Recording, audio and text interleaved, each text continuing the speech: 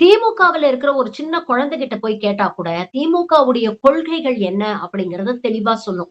இந்த இளைஞர் எவ்வளவு தெளிவாக சொல்றார் அப்படிங்கிறத பாருங்க. இதுதான் கொள்கை கூட்டத்துக்கும், ஆச்சரியக்குறிகளுக்கும் உள்ள வித்தியாசம். என்ன பண்றது? அந்த கூட்டத்தோட தலைவருக்கே அந்த கட்சியோட கொள்கை என்ன அப்படின்னு தெரியாத போது, ஆச்சரியக்குறிகள குறை சொல்லி என்ன பிரயோஜனம்? பாருங்க. விஜய் ஃபேன்ஸ் எல்லாம் நம்ம என்ன தெரியுமா சொல்றோம்? அவங்களுக்கு கொள்கையும் தெரியாது, ஒன்னும் தெரியாதுன்னு சொல்றோம். உனக்கு திமுகவோட கொள்கை தெரியுமா? ஐம்பெரும் முழக்கங்கள்னு இருக்கு, அது தெரியுமா உனக்கு? தெரியும், கொஞ்சம் சொல்லு. அண்ணா வழியில் அயராது உழைப்போம்னா, ஆதிக்கமற்ற சமுதாயம் அமைத்தே தீர்வோம், வன்முறை தவிர்த்து வறுமை வெல்வோம், மத்திய கூட்டாட்சி மாநிலத்தில் சுயாட்சி. இதுதான் ஒரு இளைஞர் பட்டாளத்துக்கு நம்ம என்ன சொல்லி தரணும்னா, கொள்கைகளை சொல்லி தரணும். இதுவே டிவிகே ஃபேன்ஸ் கிட்ட எடுத்துட்டு போய் அவனுக்கு மீட்டிங்ல மைக் நீட்டினீங்கன்னா அவனுக்கு என்ன தெரியுமா சொல்லுவானுங்க? டிவிகே பிளாஸ்ட் பிளாஸ்ட்னு வானுங்க.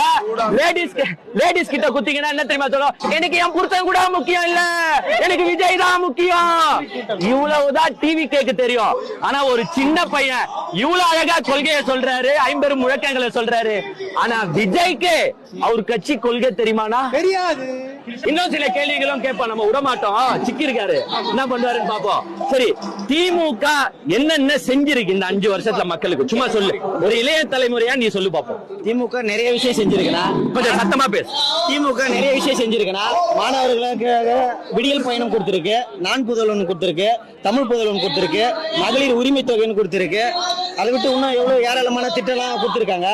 இப்போதைக்கு சரி, இந்த திட்டங்கள் நீ சொல்ற திட்டங்கள் எல்லாத்தையுமே மத்தவங்க எல்லாம் கலாய்க்கிறாங்களே, நீ அதை எப்படி பாக்குற? கலாய்க்கிறானா? அது வந்து பிரிவிலேஜ் சொசைட்டில அதை கலாய்ப்பாங்கண்ணா. இல்லாதப்பட்ட கஷ்டப்பட்டு எவ்வளவு தெளிவா சொல்றாரு பாருங்க. பிரிவிலேஜ் சொசைட்டி தான் கலாய்ப்பாங்க. அது யாருன்னா, விஜய் மாதிரி நல்லா ஏசி கார்ல போறவங்க, எங்க அண்ணன் சீமான் மாதிரி ஏசி கார்ல போறவங்க, அவங்க கட்சியில இருக்கிறவங்க என்ன கலாய்க்கலாம். பட் அதை பயன்படுத்தும் மக்கள் அதை வைத்து ரொம்ப சந்தோஷமா இருக்கிறாங்கன்றதா அவர் தெளிவா சொல்றாரு. அப்புறம் அந்த மாசம் 1000 ரூபாய் வச்சுதானே எனக்கு பஸ் பேருக்கு எல்லாத்தையும் போறேன். அந்த படிப்புக்கு எவ்வளவு யூஸ்ஃபுல்லா இருக்கு அந்த மாசம் 1000 ரூபாய். அப்ப நீங்க ஒரு மாணவரா? ஆமாண்ணா. எந்த காலேஜ்? மணக்குள காலேஜ் படிக்கிறேன். அப்புறம் காலேஜ்ல படிக்கிற மாணவருக்கு அந்த தமிழ் புதல்வன் திட்டம் மூலியமா அந்த 1000 ரூபாய் வந்திருக்கு.